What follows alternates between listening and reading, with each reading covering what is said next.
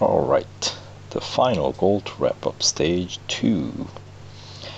Alright, let's go one more time, but this time around, I think you could hit a top speed of at least 155 miles per hour or 250 kph once before winning, without going off track for more than 3 seconds. Alright, it's gonna be another head-to-head, but this time 2-lapper at the Grand Prix circuit. Alright, that's gonna definitely use up the remaining service on this car. And looks like we're up against Santos, not Zoe. Z4 nonetheless. Alright. 250 is the goal to hit. Alright, show me what you got.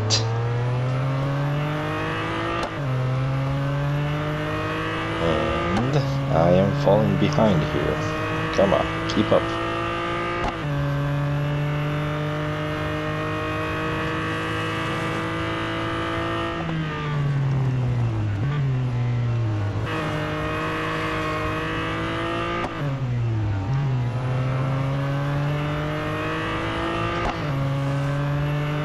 Oh, I'm losing him.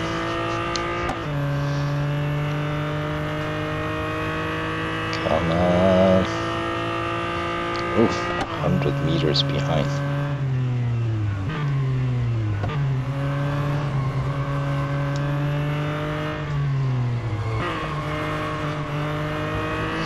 Right, this is gonna be the fastest section in my opinion.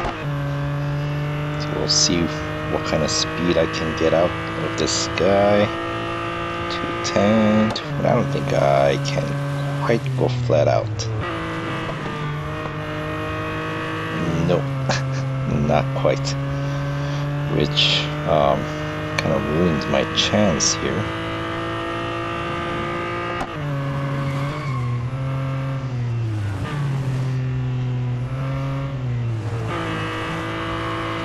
And of course, this is the other very fast section. If this doesn't work, then the other part would be the beginning section. That was close, 240s.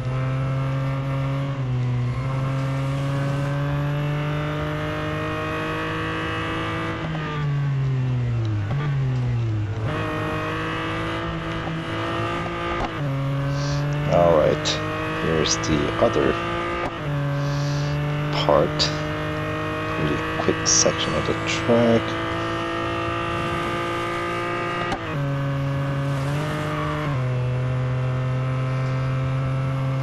But going off track certainly didn't help.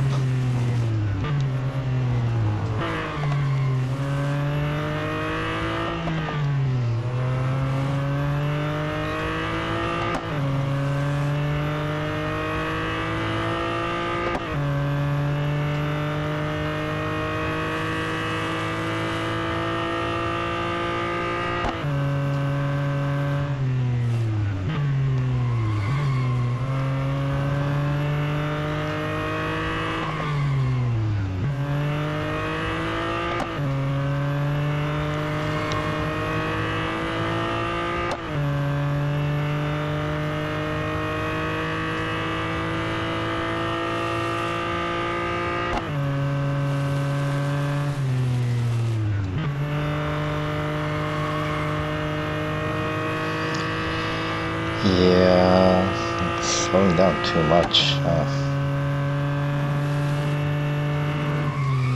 Just close enough, but not quite. Doesn't have what it takes.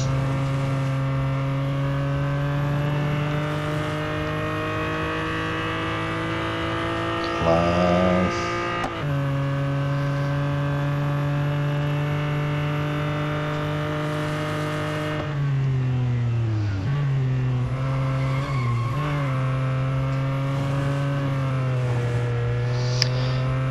I'm thinking I might have to use the 3-second off track to overtake Santos and try to see if I can set the top speed of 250 plus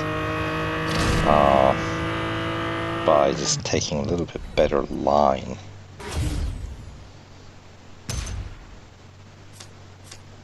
Boy, as I was pointing out how head-to-head is easy, comes right back to bite me in the rear here.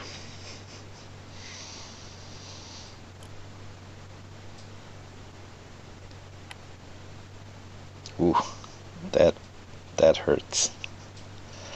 Do I have enough? No, I don't. So we'll have to return once the service is done.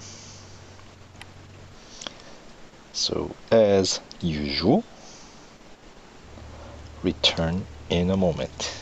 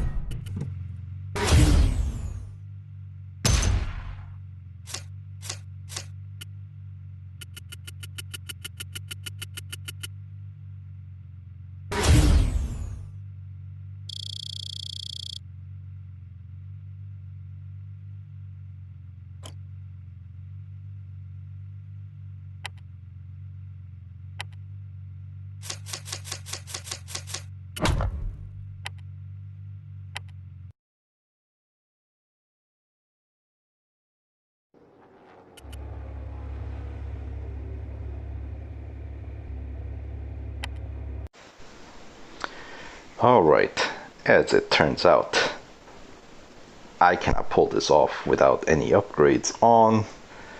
The monkeys are catching up to me here, catching up to my scheme, so I'm gonna have to add some upgrades. So this is one of the shortest lived zero upgrade run. I'm kinda sad, but it is what it is. Gotta run through to win this car.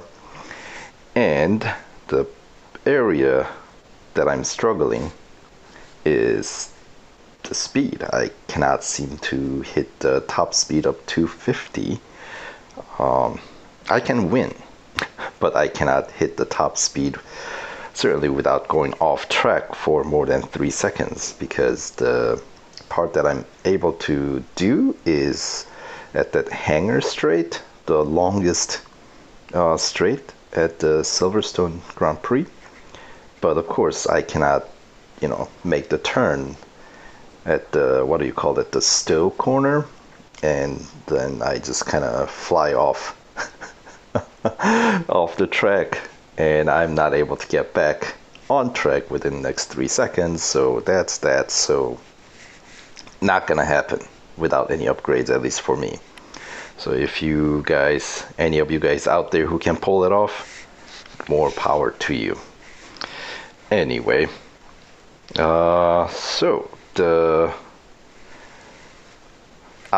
kind of played around with the different upgrade configurations, and the one that worked for me was the upgrade in drivetrain and body. I went with body because it's cheaper than engine, and it actually gives me the same amount of boost. So they're both 1 hour upgrade time, of course.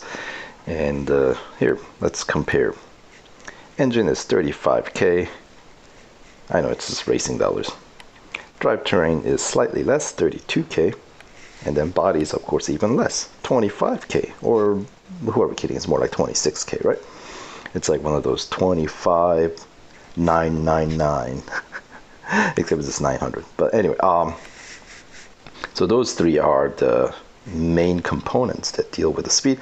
Obviously there's exhaust, but I'm just not getting enough that I want. So it's gonna have to be drivetrain and body. So there goes what, some 60,000 racing dollars to get through this goal. And since I'll have to get those upgrades done, I'll have to watch a few ads. Let's see, 1 hour wait takes how many, like 3 ads to get them done instantly. So that's about like what, minute 30, let's say 30-second ads per ad, 30 seconds per ad. So that's 6 ads, so that'll be about what, 3 minutes to cut down an hour. So I'll return in a moment. Alright, now that we got those 2 upgrades done, let's give this another go with the newly improved Testarossa here. As I was saying earlier, because of the setup of this car, I would have to set the top speed at the hangar straight, which is the longest straight here. And that is all about how you come out of the couple of curves that come before the Beckett's and Chapel curve. So you can carry the most speed into that long hangar straight. We'll see.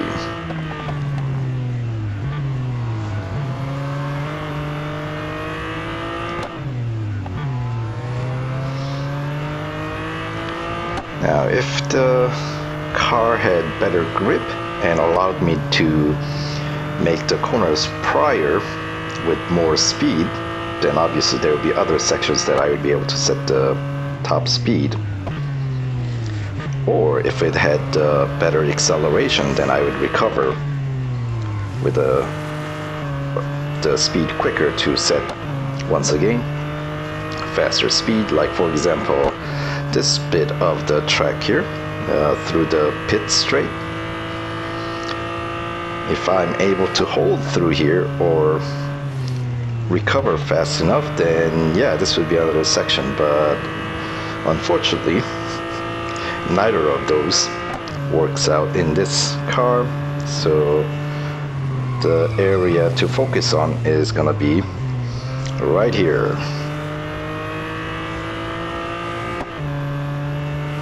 There we go, it's looking pretty good.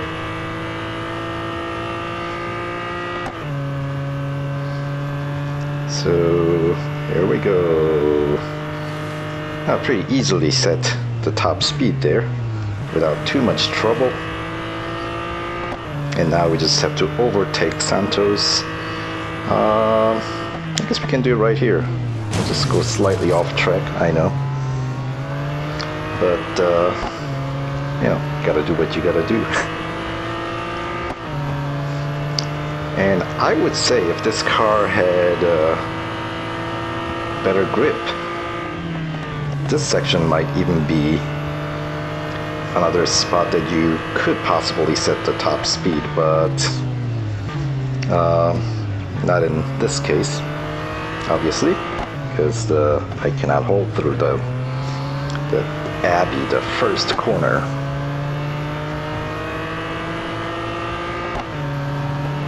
But anyway, from here on out, you've already set the top speed, and you got the lead position, which means just you know, nice, easy Sunday driving here.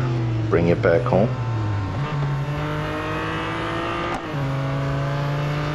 But it did require me to get those 2 upgrades.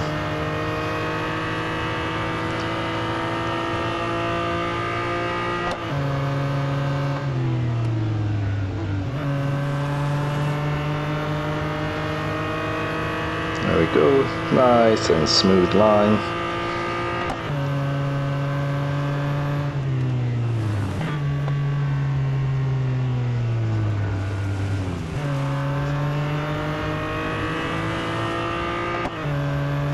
So you can get through that maggots and Beckett's leading in here with pretty much flat out, if you set your speed just right, which allows you to get to the 250 fairly early on, early enough that you don't have to worry about trying to make it through that last corner with a stow. Anyway, here we go.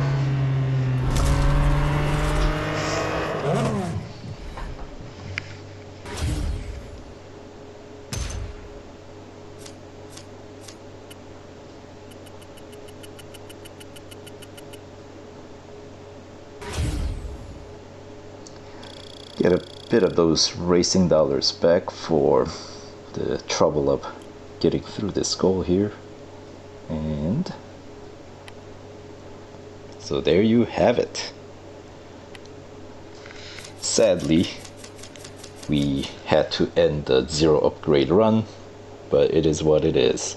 Alright, so with a PR 21.7 is what I needed. Costed me some 60,000 racing dollars. Some of it I got back, but you know, you never get back what you put in these events, you know. I guess you get the car, so maybe I shouldn't say you don't get what you get when you put in. Alright, so anyway, that concludes stage 2. 15,000, and then 5 gold, more importantly. That was incredible. 34 years old and still amazing. Sometimes a car is destined to become a classic, right? Yeah, I would say so. Although I have difficult time referring to anything out of the 80s as classic, but I guess when you look at it, when they call it out 34 years old, all of a sudden it does sound like, oh yeah. Anyway, I'm glad we caught you here. It was a lot of fun catching up. Got to head off if we're going to make it around the world by the end of the week. On to Italy, so we'll see you guys at Monza tomorrow. Until then, take care.